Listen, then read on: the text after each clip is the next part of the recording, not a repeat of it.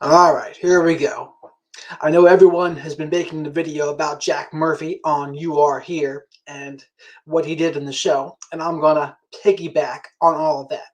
So, if you watched some of my content the other day, I talked about Andrew Tate's appearances on Fresh and Fit and how Andrew did such a great job showing emotional self-control and not letting anyone push him off of his emotional center and having strong frame. So on one hand, we have Andrew Tate doing that. On the other hand, we have what Jack Murphy did on the You Are Here show. And if you don't know, I'm sure most people know already, but he went off on Sydney, who was reading a super chat about an article Jack Murphy wrote years ago about being a cuck. And he said, F you, heartily F you.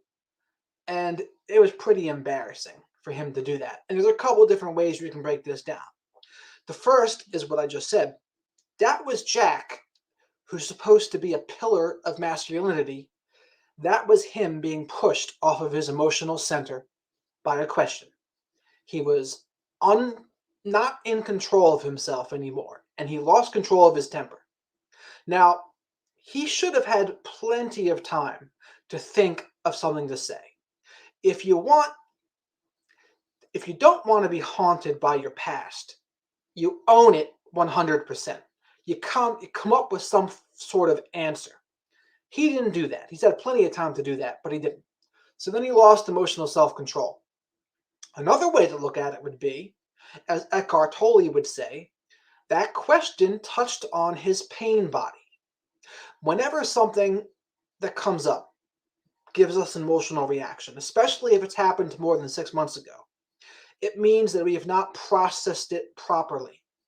So Jack has not processed this. He probably has some guilt and shame over it, and he hasn't accepted it. And perhaps he's ashamed of what he's done.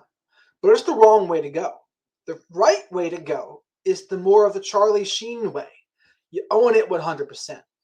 When we own something 100%, we take ownership of it, and no one can use it against us anymore. So, or even if he says, you know what, that's what I thought at the time, and I'm no longer thinking that way, I no longer behave in that way, that would be fine too. But to say that, to see him lose control like that, it was pretty embarrassing. Now, another way to look at it would be, that was a very narcissistic reaction by Jack. Now, narcissists, as we all know, they're very sensitive to any sort of criticism. And it sounds like and looked like that question gave him a narcissistic injury. And similar to when any other narcissist gets a narcissistic injury, they rage. They rage when someone calls them out because they're very sensitive to criticism. They can't handle it. And like one of my favorite expressions from Dr. Grande is, the truth is offensive to narcissists. And that fits precisely in this scenario too. That question, it was the truth, but he found that very, very offensive, and he went off. Obviously, this was not the right way to handle this, so he's showing narcissistic traits as well. I'm not diagnosing him with a disorder, but that was certainly narcissistic of him to be that sensitive to criticism. Now, another thing I didn't like about the video, though, was Elijah's lack of response as well. So Sydney, she got a little apologetic when she saw Jack blow up at her. And rightfully so, it was kind of scary for a woman to see that. But if I'm Elijah in that scenario, I say, hold on, wait a minute. It's not cool of you to talk to my co-host that way. You are a guest on our show. It's not cool of you to treat us that way. If you do not like that, you can leave. To me, that would have been the correct response because I think it was pretty disrespectful. It's disrespectful of him to act that way. Now, maybe Jack's thinking, oh, it's disrespectful of her to ask the question, but she's reading a super chat. It might be good for their show either way, because look at all the people talking about it now because he did that. But that's just not the right way to handle it. It's not the right way to not have that level of acceptance. But like I said, if I was Elijah, that's what I would have done. I would have stepped in and said, hey, it's not cool of you to treat her like that. And if he's not cool with that, if he's not going to apologize and say, hey, you need to apologize because that wasn't cool. And if he doesn't, then he's got to go. That's the boundary. And then instead, though, what he does is he talks about how he's such a fan of Jack's work and how the super chat was just a troll. And basically, he just kind of cowered about it. And that, I don't think that was the right way to handle it at all. He basically just took Jack's side, when in reality, what Jack did was much more wrong. So I think he could have handled that a lot better. Because guess what? On the internet, there's trolls.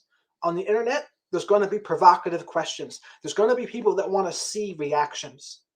But I'll always remember, lions do not lose sleep over the opinion of sheep. And so often I see people get this wrong. They take the opinions very seriously. And it's like, look to Andrew Tate. Like if someone asked Andrew Tate that question, he's not going to be pushed off of his emotional center. He's going to be chill. He's not going to let someone have that much control over his emotions. And that's what it looks like when someone does that. It looks like that person, Jack in this scenario, he's giving that super chat the power. He's giving them the power over himself to get off of his emotional center, to influence him in that way.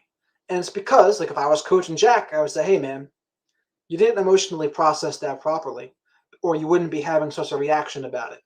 And if you do have such a reaction about it, and you don't want to talk about it, what you say is, hey, I don't really want to talk about that right now.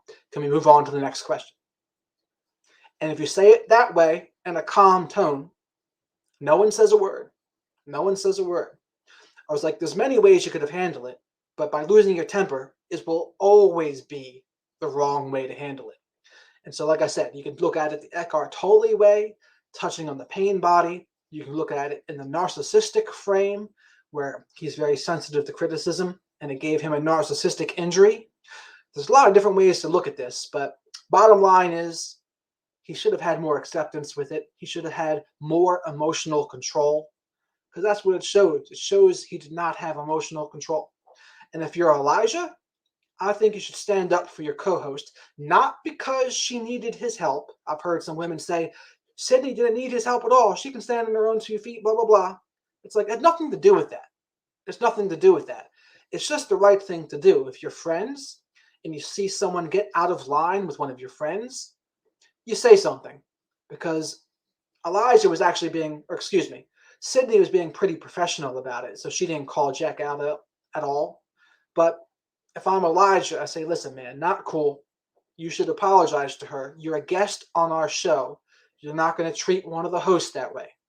And if he's not cool with that, you can ask him to leave. And honestly, if you do that, you're going to get the respect of everybody.